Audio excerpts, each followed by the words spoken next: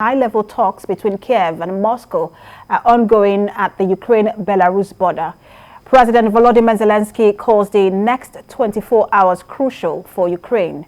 Ukraine's military also claims the pace of Russia's assault has slowed. While Moscow shifts its nuclear forces to a high-alert footing, civilian death toll now stands at 352 people, including 12 children, and that's according to Ukraine's health ministry.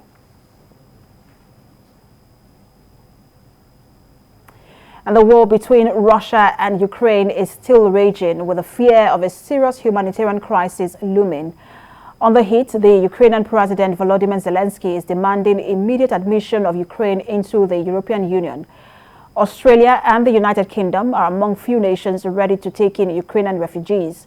The warring sides are trying to set the stage for peace talks that the Ukraine finds suspicious.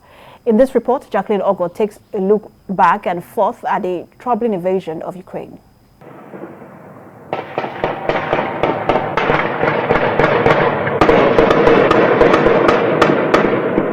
It's been 5 days of war between Russia and Ukraine. Call the raging battle an unprovoked war and a desperate fight for control, you will get an affirmative nod from many nations. Russia's hard stance against Ukraine is causing sorrow, tears and blood amid international pressure on Moscow to stop all firing and advancements into Ukraine. Monday was set for talks in Belarus between delegates from the warring sides. And as at the time of this report, videos showed the stage being set. Ironically, reports say Belarusian soldiers on whose border the peace meeting is to be held are preparing to back up Russian forces in their strikes against Ukraine. Ukraine's President Volodymr Zelenskyy had finger-pointed Belarus as being the country Russian forces used as a launchpad to attack his country.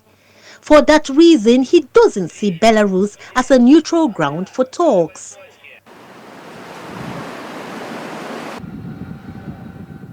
President Zelenskyy said last week he will only talk peace with Russia if missiles from that country stop flying into Ukrainian soil. Latest satellite images have shown Russian military convoy on a 3-mile-long row heading to the Ukrainian capital, Kiev, even on a day peace is supposed to be courted to diffuse the current tension. This development is already making many classify the Russian president's call for peace as an unrealistic political sideline distraction. Благодарю вас за внимание. He has ordered that his country's deterrence forces, including nuclear arms, be set on high alert. Some Ukrainian cities are under intense pressure from Russian forces, with cities like Kiev, the capital, and the second largest, Kharkiv, Kherson, and Berdyansk, most hard hit. The mayor of Berdyansk in the south says Russian forces have taken over the city of about 100,000 people.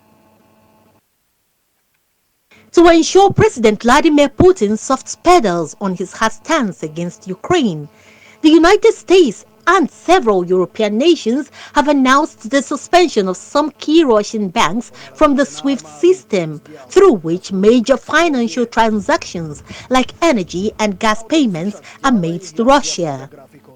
The European Union has banned all Russian planes from Europe's airspace. In the world of sports, FIFA has banned Russia from participating in the World Football Games. UEFA has shifted the venue of the Champions League to be held in Russia to Paris.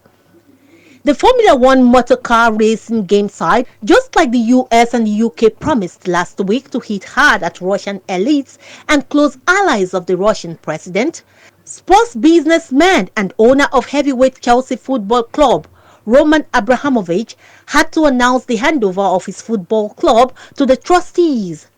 But the trustees are yet to announce the acceptance of the club. Chelsea Football Club champions, it's happened! Meanwhile, on the streets of Ukraine, fighting is continuing despite the institutional heat being mounted on Russia. The government of Ukraine has announced that men below the age of 60 should stay behind to defend their troubled country. My family, my friends. But very terrified Ukrainians are fleeing, with sad partings hitting emotional chords. Wives are saying goodbye to their husbands, with confused children clinging onto them. Their education has been cut short by the man who wants war.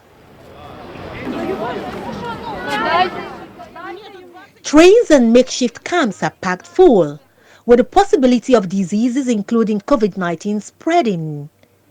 If interventions don't pour in quickly and steadily, some may begin to die of sicknesses or hunger.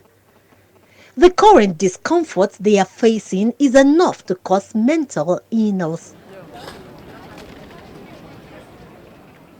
The war between Russia and Ukraine can be said to be an example of how not to use power in national leadership. That's because one wrong move can unsettle the globe.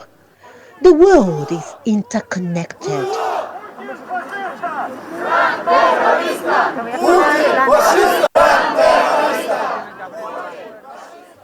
Jacqueline Ogoh, TVC News, Lagos. And joining us for more insights is Global Affairs analyst Collins Owinke. Good to have you join us. Collins Owinke, if you can hear me, please do say something. Yes, I can hear you. All right. It's a pleasure to be with you, Precious. I wish people in Ukraine can say, you know, it is a pleasure, but it isn't. But let's start from where we are, or where Ukraine and Russia are in this battle.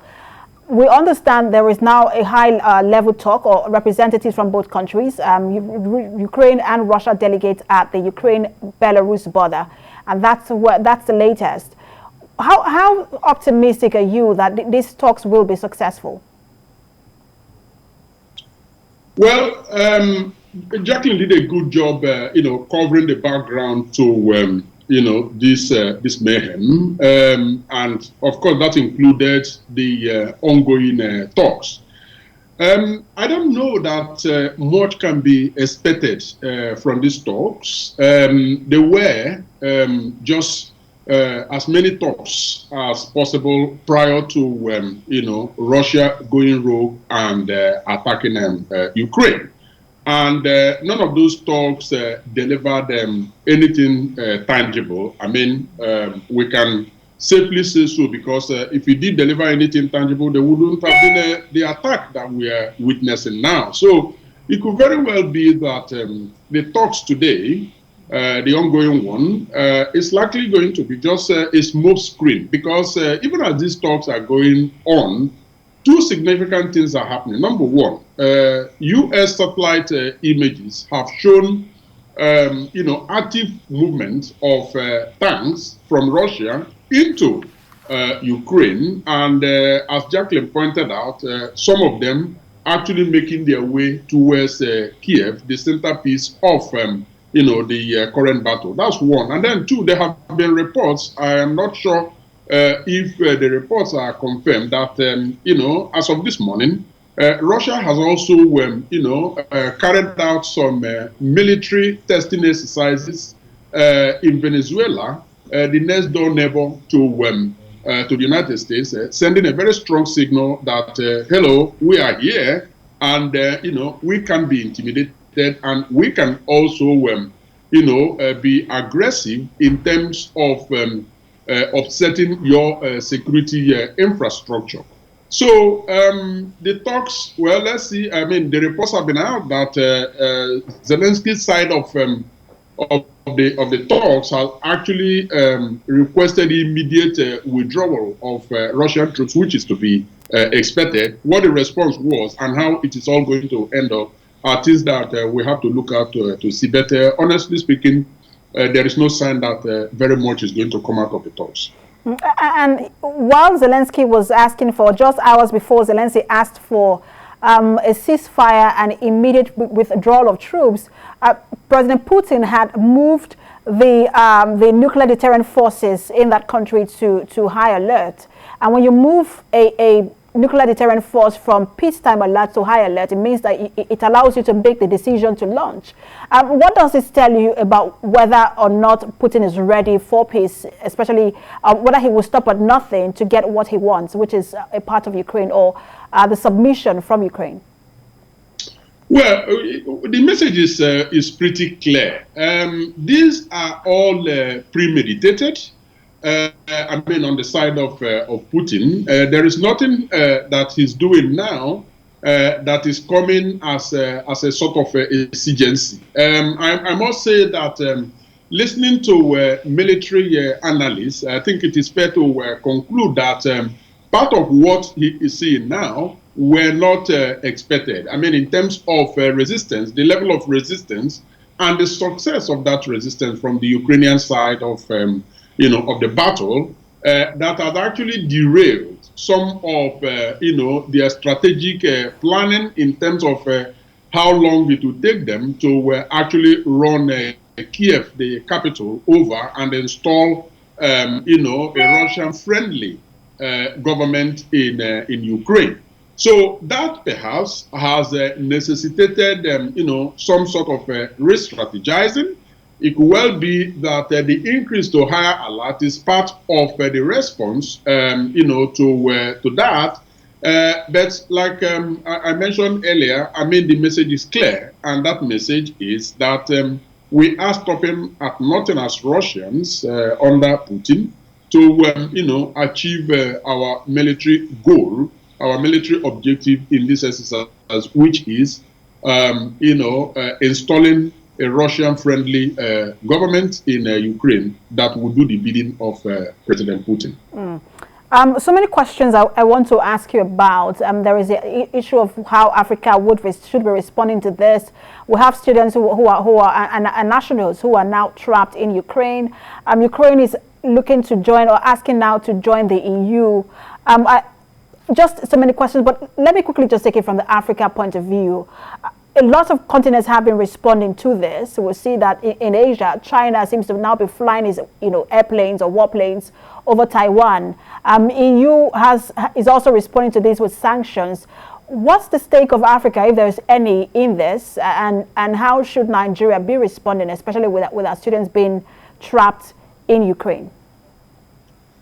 Well, the response of Africa should be coordinated under the AU. So far, they have made clear that Ukraine's sovereignty is something they take very seriously, which is basically, telling Russia that they have no, business invading Ukraine.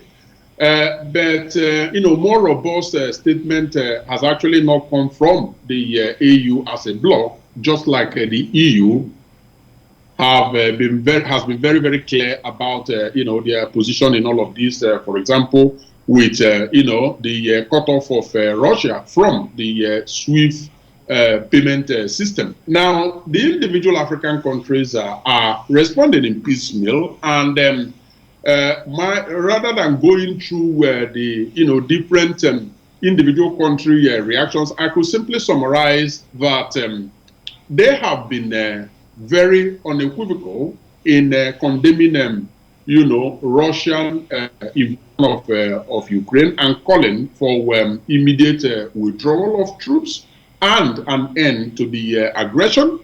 Nigeria has more or less maintained what in diplomatic circle they call, strategic ambiguity, whereby they say something without necessarily saying something. In this case, they have clearly, taken the Russian wars by saying that the places that they have actually bombed, the targets they have bombed so far are military installations, which is far from the truth. And as a matter of fact, that is frankly ridiculous because, your colleague actually pointed out at the beginning of the bulletin, we know of the human casualty.